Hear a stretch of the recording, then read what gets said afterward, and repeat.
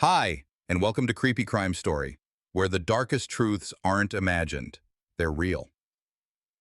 Washington, 2009. A federal analyst walks into her own home and never walks out. No 911, no signs of a fight, no blood, just a camera that shows an entrance with no exit and a family that refuses to accept silence as an answer. Pamela Butler's last confirmed sighting was at 7:05 p.m. on Thursday, February 12, 2009. Security footage from her Northwest D.C. home captured her unlocking the door and stepping inside. From that moment on, there's no visual record of her leaving, not on her own, and not with anyone else. When Metropolitan Police responded to the missing person report filed by her family, they found a residence that was almost unnervingly orderly. Her car was parked in its usual spot, purse on the kitchen counter, cell phone on the charger, no signs of forced entry, no obvious struggle. No forensic indicators, no blood, no broken items, nothing to suggest violence. On paper, it looked like she had simply vanished. That was the first challenge for investigators. A crime scene that doesn't read as a crime scene limits the kinds of leads you can develop in the critical first 72 hours. Officers initiated a controlled sweep, photographing every room, cataloging objects, dusting entry points for latent prints. The results were unremarkable. All prints matched Pamela or people known to have legitimate access. With no apparent break-in, detectives turned to digital evidence. They obtained administrative access to Pamela's home security system logs. This is where something subtle emerged. The system's settings had been altered around the time she was last seen. Not disabled entirely, but adjusted, enough to suggest that someone understood how to reduce what the cameras captured without leaving an obvious gap. The question wasn't whether the system had been changed, the records confirmed it, but when and by whom. The device's internal clock wasn't perfectly synced with the network timestamp, which meant a careful forensic review was needed to align it with the timeline of Pamela's disappearance. Detectives also began mapping her routine in the days before February 12th. Pamela was methodical. She maintained regular work hours at the Environmental Protection Agency, often went to the gym after work, and spoke with her mother multiple times a week. That consistency gave investigators a baseline. The absence of activity, missed work, unanswered calls, stood out immediately. What makes a person disappear without a trace? Was it a voluntary departure, an unplanned accident, or something far more deliberate? In towns like Duluth, investigators sometimes say, murders aren't just crimes, they tear at the fabric of a quiet community. In Washington, D.C., the same truth applies, only here the fabric is layered with the complexity of urban life and the anonymity it can provide. Detectives knew they had to expand beyond the physical scene. With no body, no overt signs of foul play, and no eyewitnesses, the case would hinge on indirect evidence, surveillance records, digital footprints, and any anomaly in the behavior of those closest to Pamela. They started building a timeline not just of Pamela's last known movements, but of anyone who had the opportunity and access to be inside her home in the days surrounding her disappearance. The house said nothing.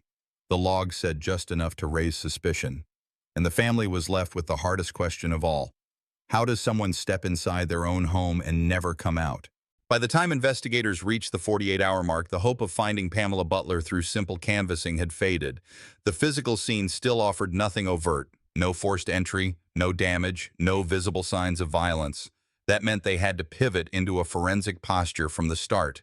Treat the house not as a living space, but as a data source. The first forensic focus was her home security system. The hardware was intact, the wiring undisturbed, but the event logs told a different story. They showed that within a short window on the night Pamela disappeared, system settings had been altered. This wasn't a power outage or a software glitch. It was a deliberate adjustment. It reduced what the cameras would capture without tripping any obvious alarms for a casual user. The logs did not identify a username, only the access level and the exact sequence of changes. Because the internal clock on the system was slightly out of sync with the official network time, technicians had to perform a timestamp reconciliation. That required comparing the log data with other timestamp sources in the house. Thermostat adjustments, Wi-Fi connection records, to place the security changes in an exact position relative to Pamela's last known entry. This is the kind of technical refinement that can move an anomaly from interesting to suspicious. In parallel, detectives pulled every piece of electronic activity tied to Pamela in the 2 days leading up to her disappearance. They subpoenaed her email logs from her federal employer, checked her personal email, and mapped her mobile phone's historical cell tower pings. There was a sudden stop in all digital communication shortly after she arrived home that night. No calls, no texts, no outgoing emails. For someone with her structured habits, that silence wasn't consistent with simply turning in early. Investigators also reviewed the building's external surveillance network. A city-owned camera at a nearby intersection caught the street in front of Pamela's block. There was no footage of her leaving on foot or in her vehicle. More telling was the absence of any unusual activity during the likely time frame. In urban investigations, sometimes it's what you don't see that matters. No neighbors reacting to noise, no passers-by looking toward her property. The investigative team logged all these details in a central case management system. Each entry was linked to a timeline that combined physical presence, digital activity, and system logs. This timeline was becoming a primary tool. If any individual's movements intersected with the narrow disappearance window, it would stand out immediately. From a procedural standpoint, the focus had shifted entirely from the visible to the technical. Physical clues were scarce, so the weight of the case now depended on whether digital evidence could identify who had the ability, and possibly the intent, to alter the home's security system and be in the residence during that short, critical window. One investigator summed it up during a briefing. The data aligned too cleanly. Sometimes that was the problem. In other words, the lack of random noise in the records suggested control, and control suggested human intervention. What would you take from that if you were in the room? Is a digital fingerprint enough to begin building a case when there's nothing else the eye can see? By day 3, the case file stopped reading like a welfare check and started to look like a controlled event timeline. Detectives shifted from the house to the people. When a scene offers almost nothing, the next viable source is behavior. Who had reason to be there, who had a way to be there, and who actually was there within the narrow window established by the reconciled logs. They began with verified contacts. Co-workers confirmed Pamela completed a normal shift on February 12, 2009. Timekeeping at her federal workplace showed standard hours, no flags. Her personal calendar showed no trips or appointments after work. Bank and credit card activity stopped after the evening entry into the home. Investigators built a baseline. Routine executed as usual until the front door closed behind her. From there, the team assembled a proximity matrix. Everyone with legitimate ties, family, close friends, current and former partners, was mapped against the critical window. Each name received an opportunity score based on access knowledge, who knew the home layout and alarm habits, physical proximity, and the ability to appear unremarked on the block. In a city like Washington, routine leaves footprints, absence does too. Interviews started quietly. Detectives used structured protocols, consistent questions, anchored timelines, and follow-up calls to test for drift. Most accounts were ordinary. Last phone chats, recent plans, common concerns. A few statements were precise in ways that sounded rehearsed. Precision is useful when it fits documentation. It becomes a problem when it exists without support. The digital review added weight. Cell site records tied to Pamela's phone showed a normal pattern until the moment she arrived home. After that, no outbound calls, no texts, no data pings tied to user activity. Her device did not leave the resident's footprint. That silence sharpened the opportunity matrix. Anyone claiming to have heard from her later had to be reconciled against objective logs. Where a story and a timestamp diverged, detectives leaned toward the timestamp. Next came device access beyond Pamela's phone. Investigators examined who had historical exposure to her security routines, who had seen the keypad, who knew where the cameras aimed, who had ever been present when settings were changed. They did not need the system to name a person. They needed to narrow the set of people who could make the specific configuration changes captured by the logs. That list was small by design. Administrative adjustments are not intuitive. They require either familiarity or deliberate trial while unsupervised. A senior investigator ordered a second pass on neighborhood video. Instead of looking for Pamela herself, the team looked for anyone familiar to her moving around the block near the window. The review was tedious but necessary. Frame-by-frame checks, vehicle make and model approximations, light patterns, and headlight timing against the reconciled system clock. The result was consistent with earlier findings. No obvious exit, no captured escort, no disturbance that drew eyes. Consistency doesn't make a case, but it prevents wasted time on theories the cameras would have disproved. With alibis under review, detectives initiated corroboration steps. Employers were contacted to confirm time cards for persons of interest. Automated building access logs were requested where applicable. Travel receipts were verified. Social media postings were screened for location clues. None of this proves guilt or innocence on its own, but it defines the edges. If someone could not be in Northwest D.C., in the relevant window, they moved down the list. If they could, they stayed in. Family cooperation remained steady. They provided contact lists, emails, and consent to search relevant personal files. They also helped investigators understand Pamela's habits in detail. How often she changed passwords, how she labeled calendar entries when she typically powered down devices at night. These facts helped interpret the silence correctly. She was consistent. A hard stop in all channels was not her pattern. Detectives drafted a consolidated timeline that layered household system events, city camera intervals, digital communications, and interview statements on a single axis. The view was stark. The last confirmed event is the door entry. Then the system changes. Then nothing from the victim's device. Whoever had control inside the home did not create a noise trail. A targeted set of follow-up interviews tested stress points in earlier statements. These were not confrontations. They were precision checks, exact times, exact locations, corroborating documents. When a recollection shifted, it was marked. When a detail expanded without prompting, it was noted. This is the quiet part of a no-body homicide, building a record where the physical scene cannot speak. You build the case on access, opportunity, and control. One logistical decision mattered for pacing and leverage. Hold back specific log details during interviews. Investigators disclosed enough to keep the timeline clear, but not so much that a subject could retrofit a story to the data. The goal was to see who would volunteer a detail only the responsible person would know. That tactic did not produce a confession, but it did produce tension in the interview records. Small contradictions and unnecessarily technical explanations from someone who should not need them. Those markers do not prove wrongdoing, but they tend to cluster around the right person. At the same time, the team requested historical service records for the home security system.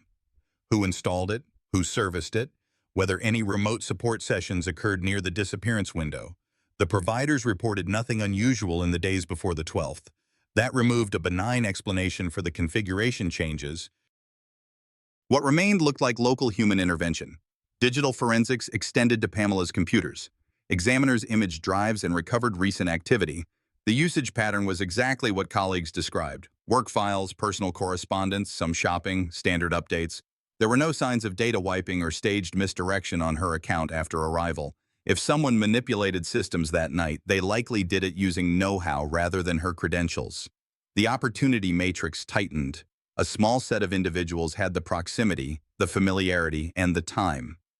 That did not give detectives probable cause by itself, but it justified deeper checks, vehicle locations on surrounding roads, credit card transactions within the window, and additional third-party metadata that might show movement between the residents and key corridors out of the city.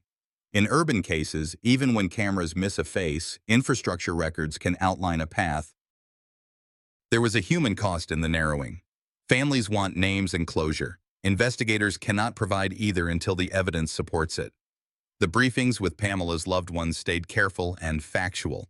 No speculation. No promises beyond the work itself. Cases like this require discipline on both sides. The patience of people who are hurting, and the restraint of professionals who need to keep the record clean. One line from a case meeting captured the moment. When randomness disappears from a timeline, someone engineered it.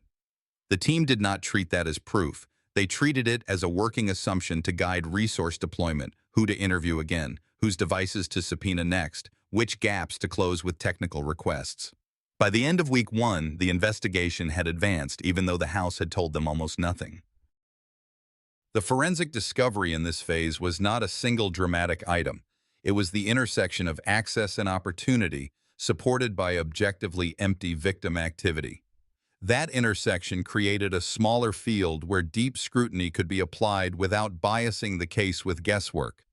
It also set up the next strategic decision: when and how to escalate a missing person file into a homicide investigation without a body. As viewers and listeners, consider the balance detectives have to strike here. Move too soon and you risk building on sand.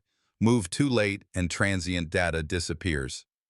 In a no-body scenario, timing is evidence. By the spring of 2017, nearly 8 years after Pamela Butler's disappearance, the case was reactivated with renewed urgency.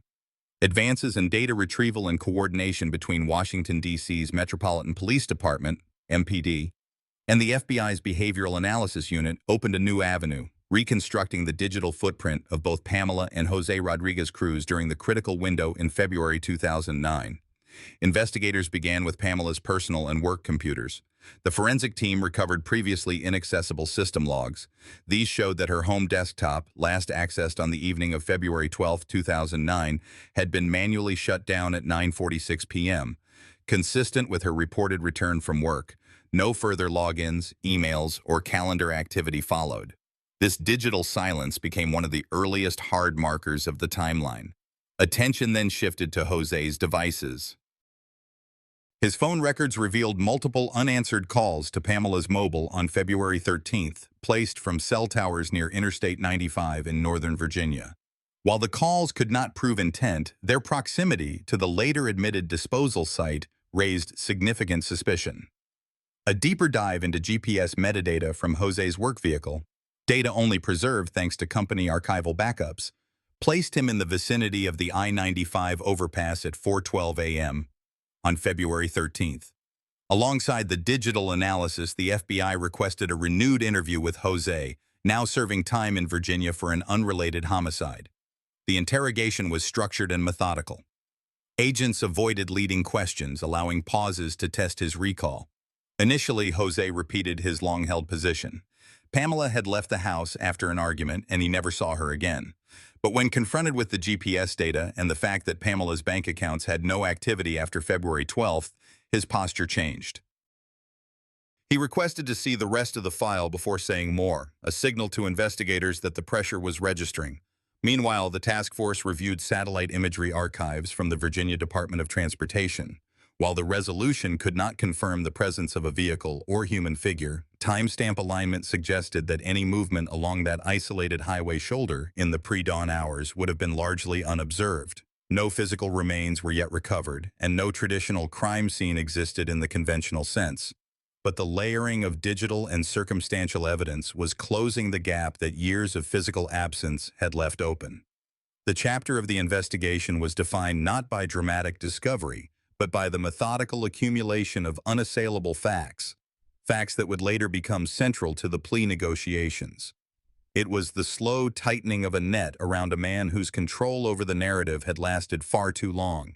By 2016, the case file on Pamela Butler had grown dense with timelines and digital analysis, but it lacked the one thing most homicide prosecutions lean on: a body. Years of inactivity across every part of Pamela's life: banking, employment, medical appointments, federal benefits, passport, credit profile, had produced a pattern that investigators recognized.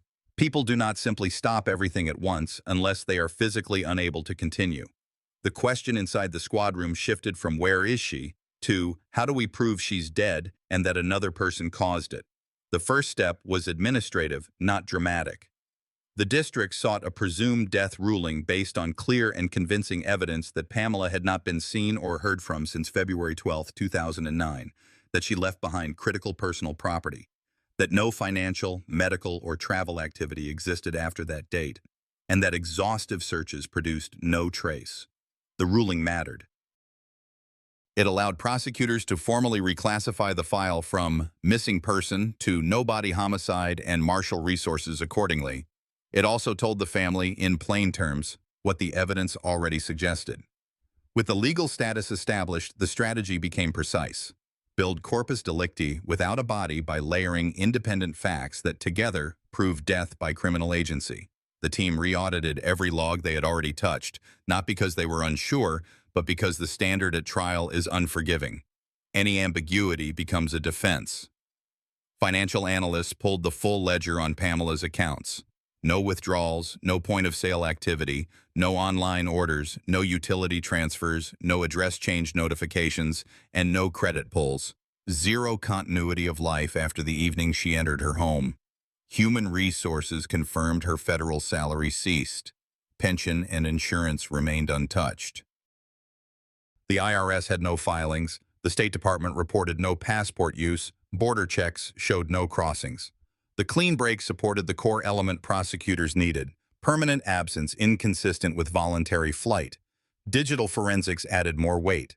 A second external lab validated the 2009 home security log alterations and locked the timing against reference sources. Thermostat changes, router DHCP renewals, even television firmware check-ins. The window tightened by minutes. The revised timeline read like a silent ledger. Entry recorded, system settings changed, victim's device goes quiet, and then nothing. One investigator said it flatly in the memo. The data aligned too cleanly. Sometimes that is the signal. Interviews were run again under the new posture. Re-interviews have a rule: do not telegraph what you know. Detectives asked the same questions in the same order, watching for deviation, watching for over-precision, watching for details a non-participant would not possess. Most witnesses stayed consistent. One person of interest, long recognized for proximity and access, offered small changes around the margins. A new time fragment here, a clarified rote there. None of it contradicted the record hard enough to make an arrest by itself, but the drift was documented. Drift matters later. Prosecutors assembled a no-body charging matrix. Box by box, they mapped elements to proof. Death of the victim, total life activity stop, years of silence, personal effects abandoned, family and employer testimony, death caused by criminal agency, locked room dynamic, entry without exit, manipulated security settings, no evidence of voluntary departure or ongoing life. Yes. Identity of the actor, opportunity plus access, interior control over the system, timeline alignment with movements outside the home. The matrix was not a narrative. It was a checklist designed for a grand jury. It told the story in the order the law requires, not the order that feels dramatic. That approach kept the case from drifting into speculation. It also protected the file from the exact criticism that often sinks no-body prosecutions. You've built a feeling, not a fact. Here, each feeling had a document attached. To tighten criminal agency, the team requested specialized opinion work. A veteran missing persons analyst provided a report comparing Pamela's absence to known voluntary disappearances. In voluntary cases, there is typically a ramp: cash withdrawals, secret planning, unusual travel searches, quiet sale of possessions, or a sudden relocation pattern. Pamela's digital and financial records showed none of that. A statistician consulted on time to contact, people with Pamela's profile, close to family, stable federal employment, established community ties, do not remain silent for weeks, let alone years, unless death or coercion is involved. The conclusion was conservative but clear. Outside the courtroom, the family absorbed the presumed death ruling with restraint. They had lived inside that reality since 2009. The court order changed the label, not the loss. Inside the case team, the order changed everything. It unlocked the path to present the file to a grand jury when ready and to issue subpoenas calibrated to a homicide standard, not a missing person inquiry. From there, the focus moved to linkage. The person of interest's movements, derived from third-party metadata, business records, and historical cell site information, were compared against travel corridors out of D.C.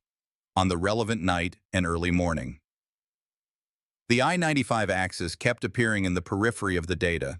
It was not proof alone, but it justified actionable steps: preservation letters to transportation entities, requests for historic toll records were still retained, and interviews with maintenance staff who might recall unusual activity from that winter. Because juries expect physicality even in no-body cases, the team explored what physical could still be recovered. The answer was blunt: almost nothing. The likely disposal zone identified years later had been overbuilt, graded, compacted, and sealed under new lanes and armored shoulders. Ground-penetrating radar along the accessible shoulders offered no viable dig targets. Canine sweeps alerted in broad areas but could not narrow a trench without risking worker safety or compromising infrastructure.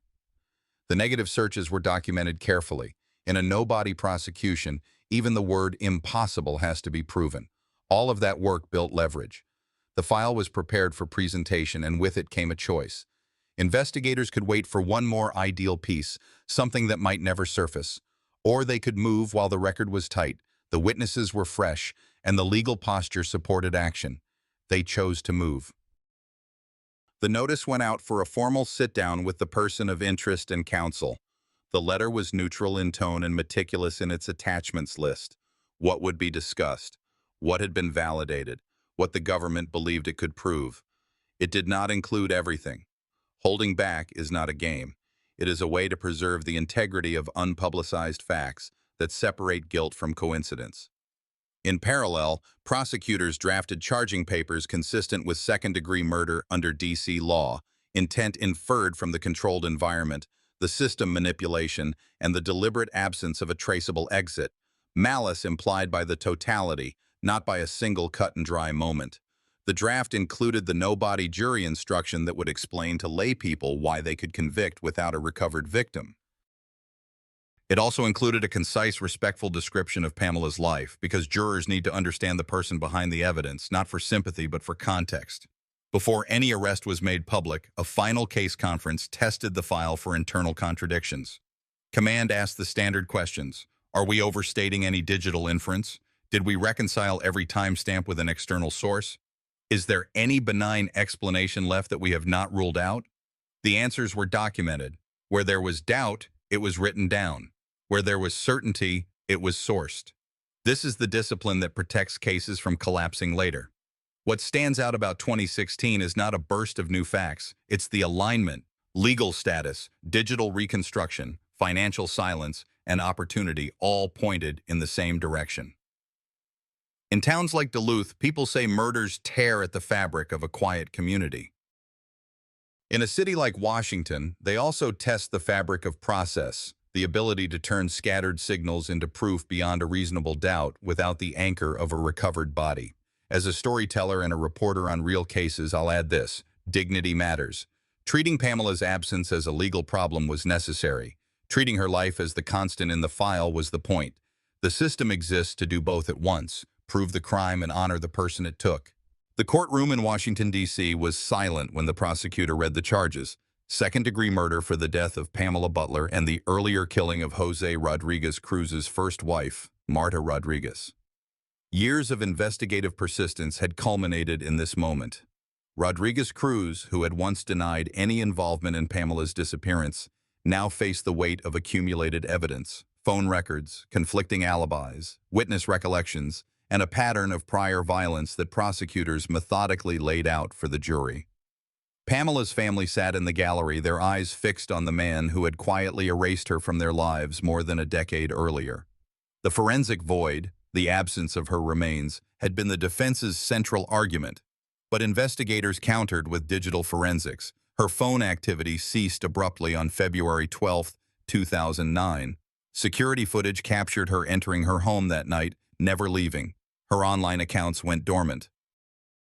Combined with Rodriguez-Cruz's own admissions during a 2017 plea discussion in Virginia, the timeline left little doubt.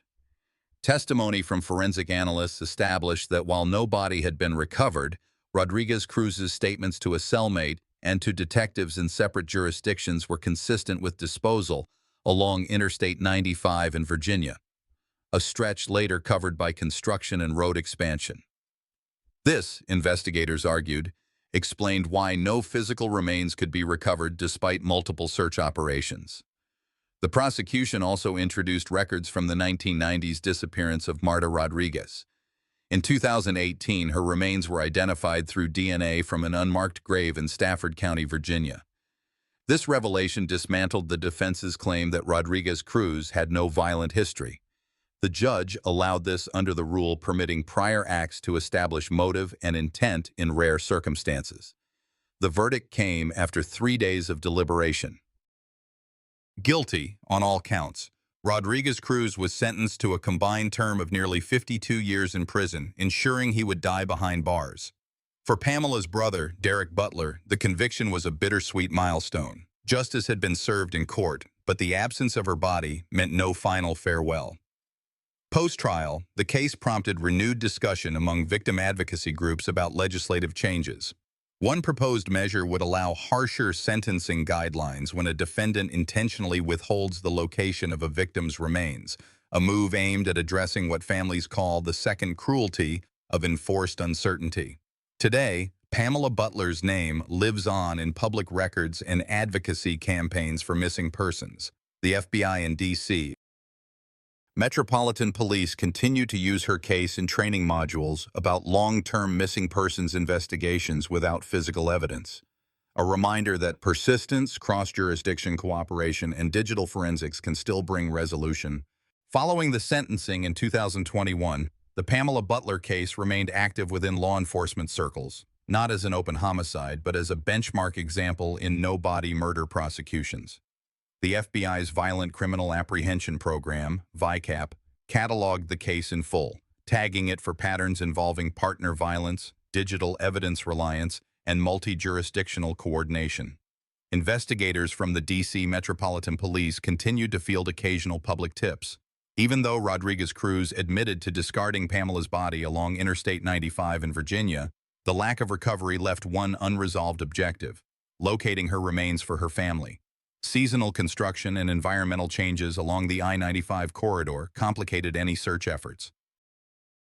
Ground-penetrating radar sweeps in targeted sections revealed disturbances consistent with highway expansion, confirming investigators' belief that the original disposal site had been permanently buried under infrastructure. Digital forensic records from 2009, specifically Pamela's computer login data and surveillance timestamps, remained archived for training purposes. In workshops, detectives demonstrated how narrowing the timeline to a single evening and correlating it with a suspect's cell site location data could offset the absence of physical evidence. This was a central factor in countering defense arguments during trial. Victim advocacy groups used Pamela's case to push for withholding remains legislation. In early 2024, the D.C. Council reviewed a proposal to allow additional sentencing enhancements for convicted offenders who refused to disclose a victim's location. The bill, although still under committee review as of August 2025, gained support from families of other missing persons. Parallel to the legislative push, forensic teams in Virginia applied updated environmental DNA collection methods to archived soil samples from prior searches. While no definitive matches to Pamela were found, the results confirmed trace human DNA presence in one sample, insufficient for identification but consistent with decomposition in the area. Jose Rodriguez-Cruz remained incarcerated with no recorded disciplinary incidents since his transfer to a state correctional facility in Virginia. He declined all interview requests regarding the Butler case, maintaining the same brief statement that the body's location could no longer be pinpointed. For Pamela's brother Derek, the case became both a personal mission and a cautionary account he shared at public safety conferences.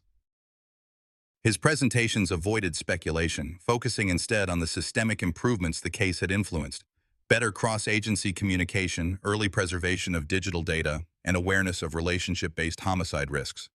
The Butler case is now referenced in both FBI and DOJ internal materials as a precedent. Conviction is possible without a recovered body when digital, testimonial, and circumstantial evidence align with a consistent prosecutorial theory. It serves as both a success in legal strategy and a reminder of the unresolved, the unanswered question of final burial. By the close of the investigation, every piece of evidence had been laid out, examined, and locked into the official record. Jose Rodriguez-Cruz, already serving time for the murder of his former wife, stood before the court facing the full weight of what happened to Pamela Butler. His confession to killing Pamela during an argument and disposing of her body along I-95 in Virginia left no doubt in the legal record, even if the physical remains were never recovered. The site, long since buried beneath layers of highway construction, ensured the Butler family would never have a grave to visit. The court imposed a sentence that reflected both crimes, nearly 52 years in total, effectively guaranteeing Rodriguez-Cruz would never leave prison alive. For investigators, the resolution was a mix of satisfaction and frustration. The perpetrator was in custody, but the absence of Pamela's remains denied closure to those who had searched for her for over a decade. For Pamela's family, the verdict closed one chapter but could not erase the years of unanswered questions. They had fought to keep her case active, pushing for coordination between local law enforcement in D.C. and federal agencies. Their persistence not only brought her killer to justice, but also underscored the importance of pursuing long-term missing persons cases with the same rigor as fresh investigations. From a community perspective, the case served as a stark reminder of the hidden dangers in intimate relationships and the need to take signs of escalating control and violence seriously. For law enforcement, it demonstrated how cooperation across jurisdictions can break open cold cases, even when evidence is scarce and time has eroded the trail. Pamela Butler's story remains unfinished in one respect, the unanswered question of her final resting place. Yet the justice system delivered accountability, ensuring that the man responsible could harm no one else. In the end, her case stands as both a cautionary lesson and a testament to the persistence of those unwilling to let the truth disappear. Looking back, I realize justice is not always perfect. It's often about persistence, unity, and refusing to let the truth fade. Pamela's case reminds us to trust our instincts, protect those we love, and never underestimate the quiet power of community in seeking justice. What do you believe is the hardest part of finding closure, knowing the truth or having the proof? If this story moved you, share your thoughts below, tell me where you're watching from, and subscribe to the channel so you won't miss the next story.